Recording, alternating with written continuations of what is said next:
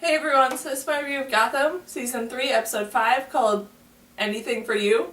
And basically what this episode is about is that crime starts to increase as Penguin is struggling to sort of give all the promises that he made. And while that's going on, Butch sort of goes down a dark path when he starts to sort of meet up with the Red Hood gang. And while that's going on, Bruce starts to try and investigate Ivy's disappearance. And this was a really great episode that I really enjoyed watching. And I was super excited when they showed the Red Hood gang because I wasn't expecting it to happen. And when they showed them, I was, like I said, super excited, and I was hoping that they'd become like this more present force and kind of like sort of maybe introduce Jerome back into the mix because of the fact that the Joker had this connection to the Red Hood gang in the comics. So maybe this will be finally when he's reintroduced or something like that. I was strongly hoping for, but I wasn't fully expecting it because of the fact that they have said that Jerome won't be back for maybe a season or two. But still maybe a hint or something I was hoping for. But then when they twisted it and showed that Butch was behind all of it and stuff, all the excitement sort of disappeared, and I was super sad because I knew it wasn't real.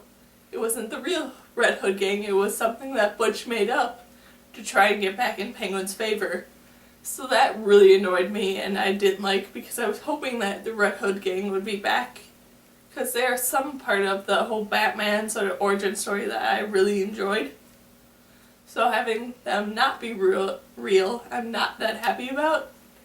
But maybe because they kind of came back, maybe some other copycats might show up and they will be back. So we'll see, but still with what this episode brought up, I'm really not happy with that. And then the whole confrontation sort of parts between Butch and Nigma. I was not expecting Nigma to have this sort of turn of events that he eventually did against Butch. Which, with all that, I'm super excited to see what's going to happen to both them. And then with how this episode ended between Nigma and Penguin, I sort of have the thoughts in the back of my mind that Nigma might have not been fully lying when he was talking to Butch, and that he might actually have something planned for Penguin. So in the fact that Nigma doesn't have to play second fiddle to Penguin anymore. So we'll see about that. And then Gordon's whole relationship with Valerie, I was not expecting at all. And I don't think it's going to last for very long, knowing Gordon. And then I absolutely loved the little scene with Ivy in this episode. For the fact of her sort of messing with Selena and all this stuff, with Selena not knowing who she is. It was so well done, and I really enjoyed it. And I kind of can't wait for the fact of when Selena finally figures out that this older woman is Ivy.